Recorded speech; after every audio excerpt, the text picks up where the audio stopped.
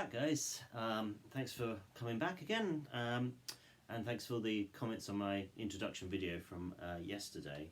As I was saying, I wanted to really go back to the bare bones of learning about the bass guitar and learning to play bass, and reflecting on when I was first starting out some time ago, what it would have been useful to know when I was at that stage.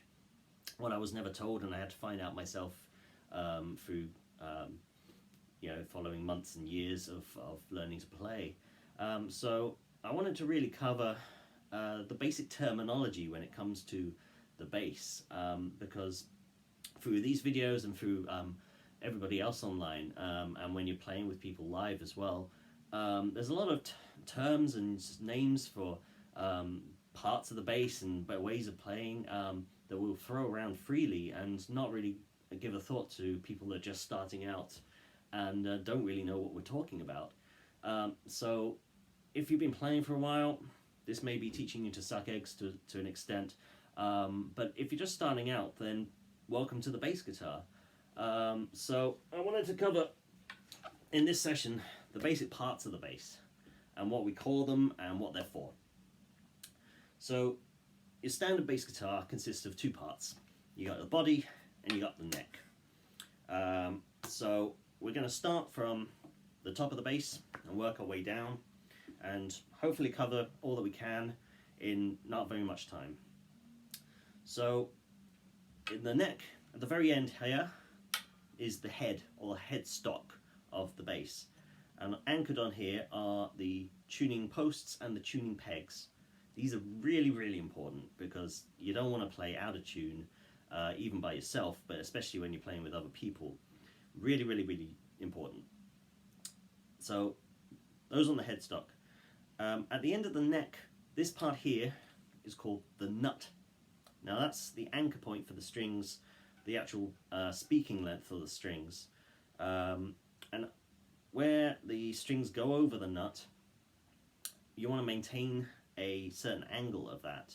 So this part here is called a string tree, and that just holds down the strings and stops them being at too shallow an angle that allows them to sort of pop out the nut and go flailing around when you're playing. Now you'll see them sometimes with one or two of these things, or occasionally a bar that goes across that all strings pass through, but they're all basically the same function. On other designs of basses, sometimes the headstock is angled backwards to allow the strings to have that kind of angle. So passing down the neck, you've got the metal frets. Now these are spaced out in what are called semitones, and if you imagine a piano or keyboard, if you just walk up each note on a piano, each one of those is a semitone. It's the same basic principle on here.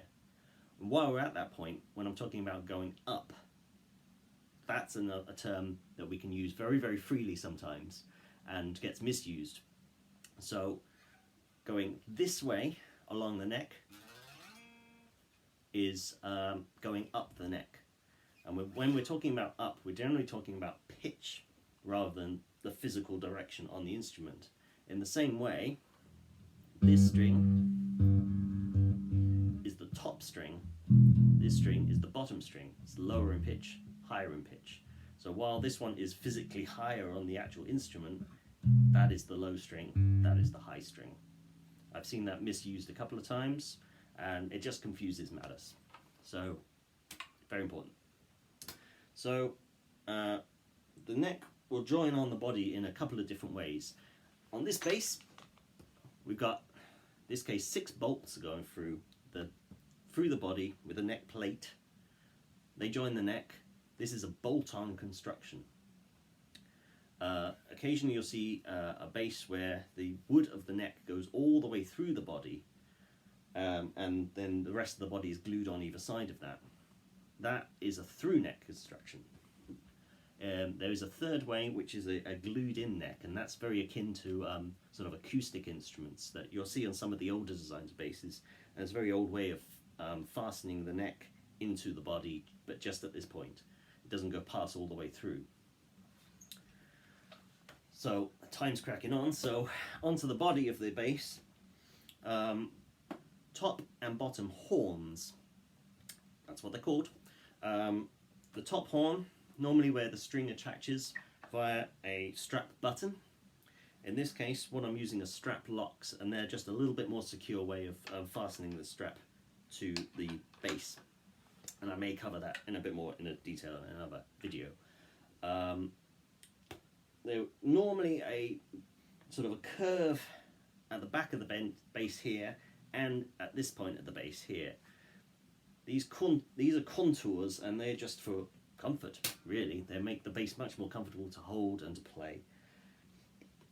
So, getting on to sort of the meat of playing, the opposite of the nut is the bridge, where the strings are anchored to the body. These go over the bridge saddles, and these are really, really important for intonation, is what we call it. And where the tuning pegs are for your basic tuning, they keep your open strings in tune. Intonation is like fine tuning. It means you're in tune all the way up the neck. We'll cover that in much more detail another time. So getting on to the main bulk of it, you'll see an awful lot of basses that have this, which is called either a pick guard or a scratch plate, or you know, any variation on that, and that's very much carryover from the bass guitar being designed from the perspective of a guitar. So if you're strumming with a guitar pick, it stops you chewing up the wood. Now we play an awful lot of fingerstyle, so there's not so much a problem with that, and it's very much an aesthetic design of that. But it does help in when you do play with a pick, or if you're doing slap styles and stuff, then you don't destroy the finish on the guitar. Pickups, you'll see in a variety of different guises and different numbers on the bass. We'll cover sort of tones of those single coils, humbuckers, all that sort of stuff. That's we'll do that in another video as time's getting on here. What I will say here is that I see a lot of variations on how the position of the pickup is called. This bass actually only has one pickup, has a what I would call a bridge pickup, because it's quite close to the bridge. Now often bass will have two pickups. It'll have one here, and it'll have one either in the middle here or up by the neck. Now often those will be called the bridge and the neck pickup, the bridge and the middle pickup, or even the back and the front pickup. There's a lot of variation. People have their own preference on what they use in there, but all those terms are used regularly. So the pickup is your key point where the sound is produced out of the bass, apart from the strings themselves. Inside there you've got a magnet and coils of wire that produce an electrical signal. That goes into the electronics of the instrument. Now, again, there are two main types of basses. You've got a passive bass or you've got an active bass. Passive bass, there's no active electronics in here. There's no battery power, there's no additional gizmos in the back there. What you'll standardly have in there is either one or two volume knobs if you've got two pickups, or a volume and a blend control. Blend control will pan between one pickup and the other pickup, and in the middle there'll be a combination of the two pickups. On a passive bass you'll have a tone control, and that's normally a high frequency cutoff. So as you turn it down, it will trim off the high frequencies of whatever you're putting out. And you don't want to do that too much. We'll get on to tone on that, but learn from my mistakes. Don't turn the tone all the way down and cut off all your high frequencies, because you'll just end up with mush and nobody will ever hear you, including yourself. On this bass, we've got a battery stuck in the back. Now that allows us to have a bit more tone shaping capabilities in the front here. So what I've got is a volume, and then a treble, middle, and a bass control knob that allows me to both boost and cut those particular frequencies. Gives it a little bit more control and a little bit more variation of what I can put out. And finally, the output jack on here. We're just about hitting the 10-minute mark.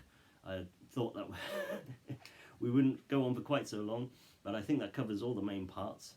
And sorry, it's kind of rushed, but I just wanted to get this one out straight away before I started any other videos, so I knew that you guys would know what I was talking about. I'm going to call it a day there, and we'll see you next time for actually getting to play the instrument, which we will get onto, I promise you. In the meantime, take it easy, stay safe, stay indoors. You know, we'll get out there again eventually, and you know, see you then.